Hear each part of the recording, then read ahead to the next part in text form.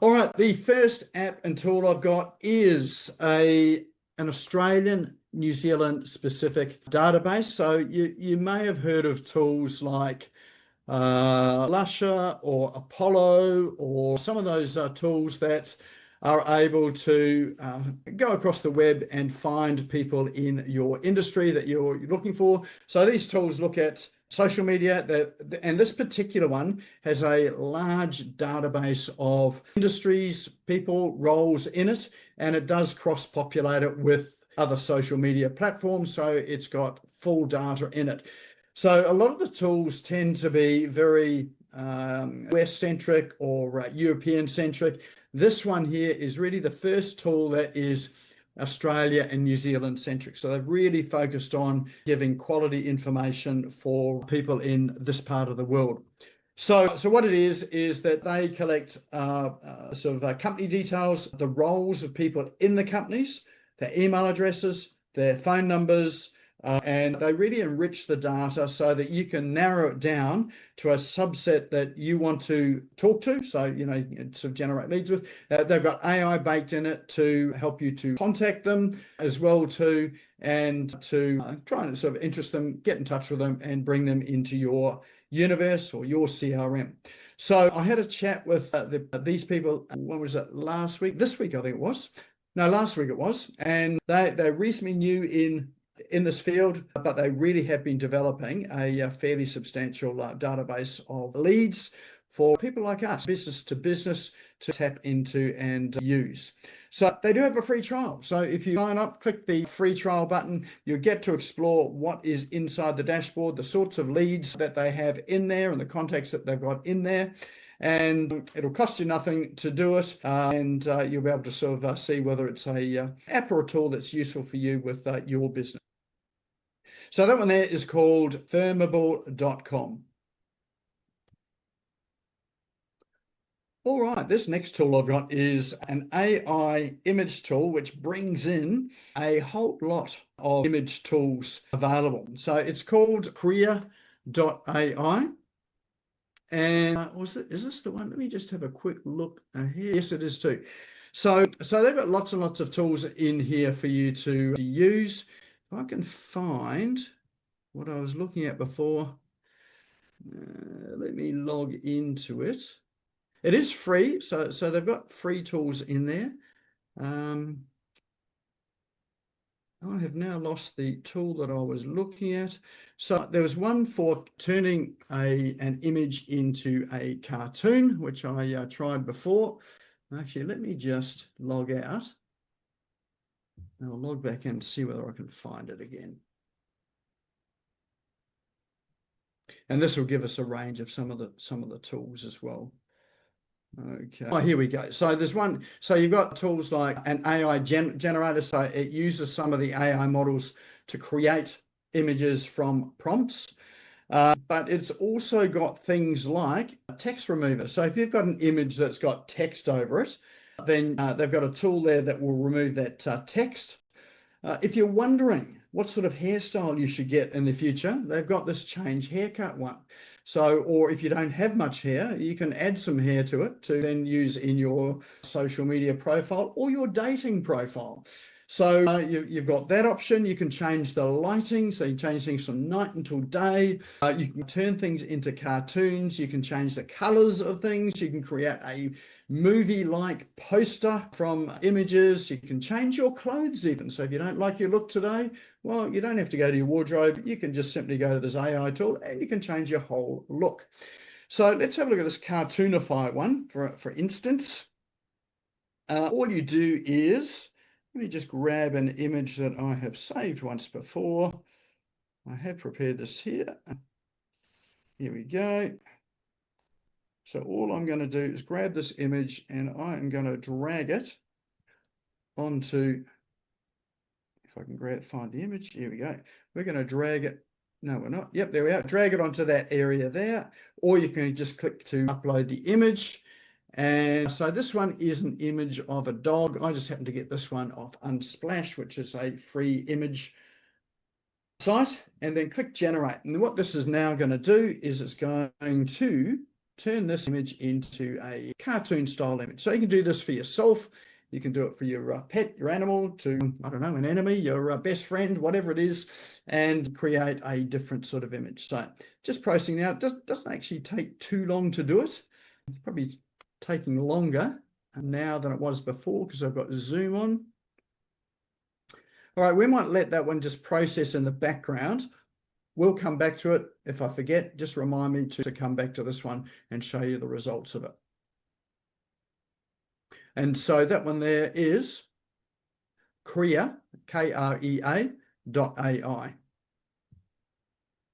Next one is Humanizei AI text with the best AI humanizer. So it's Humanizei.com. What this one does is if you've generated text from one of the large language models like Claude or ChatGPT or Gemini, you can paste the text into the left-hand box and click this button that says Humanize, and it will get rid of a lot of the AI words or the AI tells. So there are words that you're probably familiar with, like no fluff, game changer, and there's these phrases that they use. They have the M dash, which is a long dash, that really indicate that it's been written by AI. So not a great look for using in your posts or in your website or I dare say your newsletters.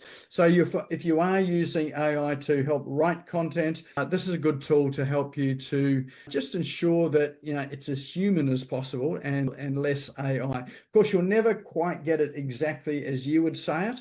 So yes, I use AI for writing some content, but there is other content that I generate from essentially video. So for me, it's video. I talk rather than write, and then use the AI tools to help me shape that and edit that into something that is actually sounding like me. So this is the next best tool that allows you to stop it sounding like an AI tool. So a very simple tool, Humanizei AI. It's also got a plagiarism checker as well too. If you want to check whether this content has been published somewhere else. So it's just sometimes these AI tools are not plagiarism free.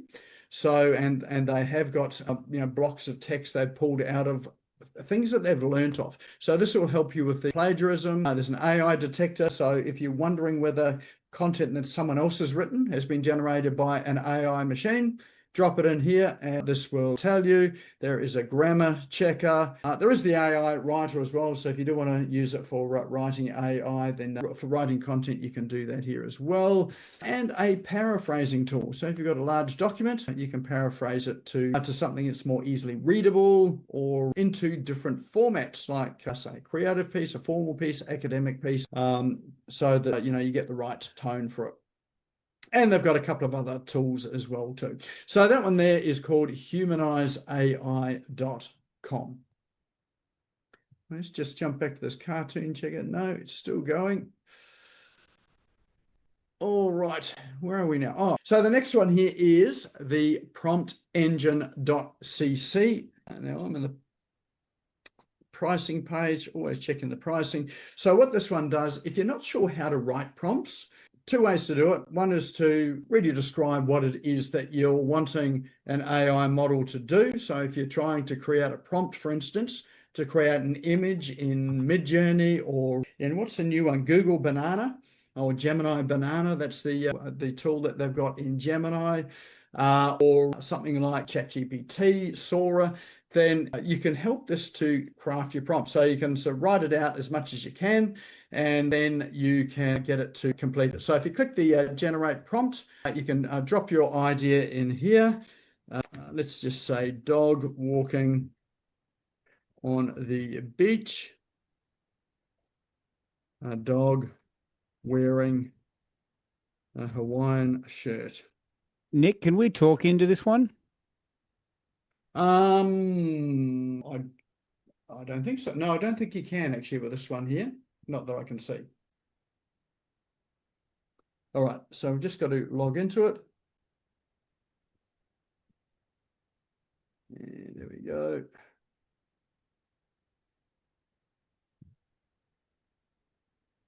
Nano Banana. Thanks, Con.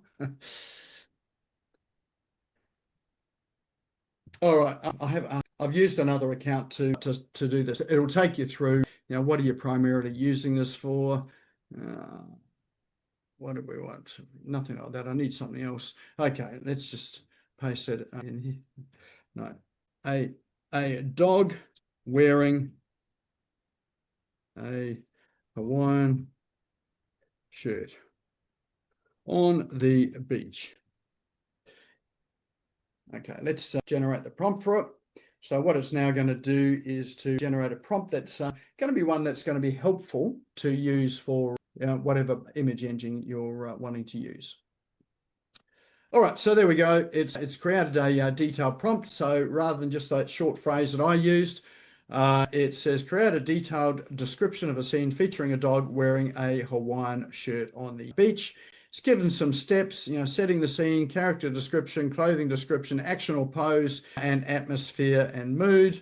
And then it gives you the output. So this bottom bit here, which is the output, that is your prompt that you can go and use in an AI engine. Let's just have a look at Midjourney now and see what it comes up with using that. Anyone here use Midjourney? Let's give it a show of hands just to let me know with your Midjourney users. Okay, some of you. All right, so we're just going to paste that into Midjourney. And so that's the prompt. Now what it's doing is it is now going to create some images based on that prompt that we just created. So it does it reasonably quickly. There we go. There are 4 images of dogs coming up, all wearing Hawaiian shirts on the beach. We're 80% complete. And so that prompt has generated these images here. By comparison, if we go back to that prompt tool, this is the prompt that I put in. Let's see what sort of difference it makes if I use that one.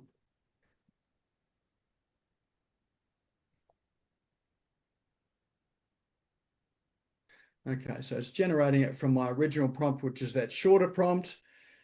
And so we're getting a different sort.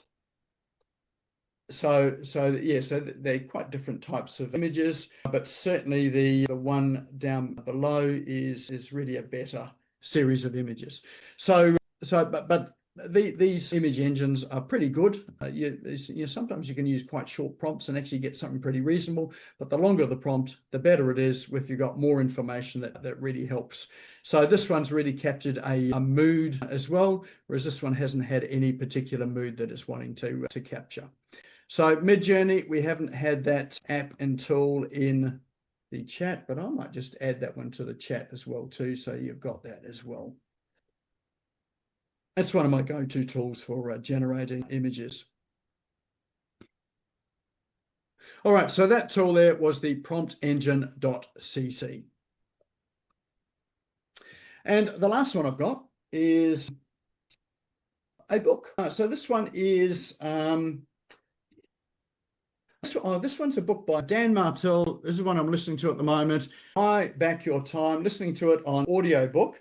And he's got a very interesting principle here. He said that often when we're outsourcing what we do in business, we outsource the stuff that we enjoy doing, and we end up keeping the stuff that we don't enjoy doing. So for instance, if you're a creative person, let's say a designer, then often we're looking for other designers to come in and do the designing work that you would do as a graphic designer. If you've got other people doing the graphic design work, you end up stuck doing accounts and administration work. So not the stuff that you really love or the reason why you got into business.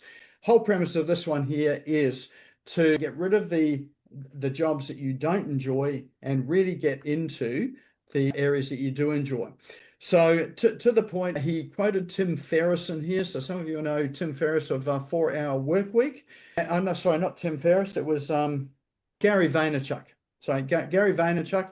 So if you've heard of him, he's prolific in social media. He's got a team of over 20 people that generate his social media content. He works at the very beginning. So he gives them the ideas. The team goes out and does all the research, creates all the content, and then gives him all of the content they've created. Then he just selects and posts that content. So he does about 10% of the work. They do 80% or 90% of the work. He does the bits that he really enjoys, which is the ideas and just the posting. So this is a really good book if you're looking at how do you, as an entrepreneur, outsource, delegate, and still keep the parts of the business you really enjoy. This is a really good book for that. And he's got a good concept about, you're outsourcing to buy back your time to invest in the things that you enjoy doing. So it's available on either sort of a Kindle, hardback, or audiobook, as I'm listening to that on audiobook at the moment. And that there is the roundup of our cool online tools for tonight. So hopefully there were some in there that are of interest. Just drop into chat. What was your favorite one from tonight, or the one that you think you might explore a little bit further for you and your business? So just copy it, paste it into the chat. Just helps me to keep on track as I am out there looking for other online tools. And I have to say special thanks for those that have sent me some of their online tools that they've used or they found curious. Special mention goes to Jeff Gordon this week. I appreciate all of the tools and apps that you've been sending through to me to go and explore. And of course, these apps and tools, they will be posted up on the Business Owners Smashing It Online Facebook group. If you're not a member of that, head over to Facebook and search for Business Owners Smashing It Online. Click the join button, we'll accept you in. And of course, some of the other apps and tools will be there as well too from our past sessions. All right, what do we have here? We've got votes still coming in.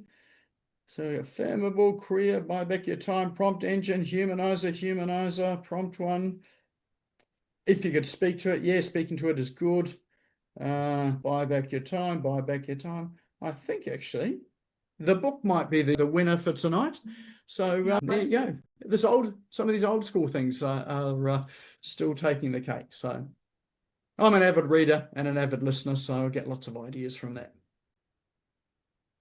Fabulous. If you do have any apps and tools that I should look at, send them through to me. Always happy to review them. If you want any help with any of these apps and tools, happy to have a conversation with you about it as well too. And we've got a number of programs to really help you to design your ideal tech stack, or to look at how you get these things talking and working together. So it actually helps you in business to save time and make money, rather than spending all your time exploring these new apps and tools and ending up costing you a ton of money on all these little subscriptions, which mount up once you've got a heap of them.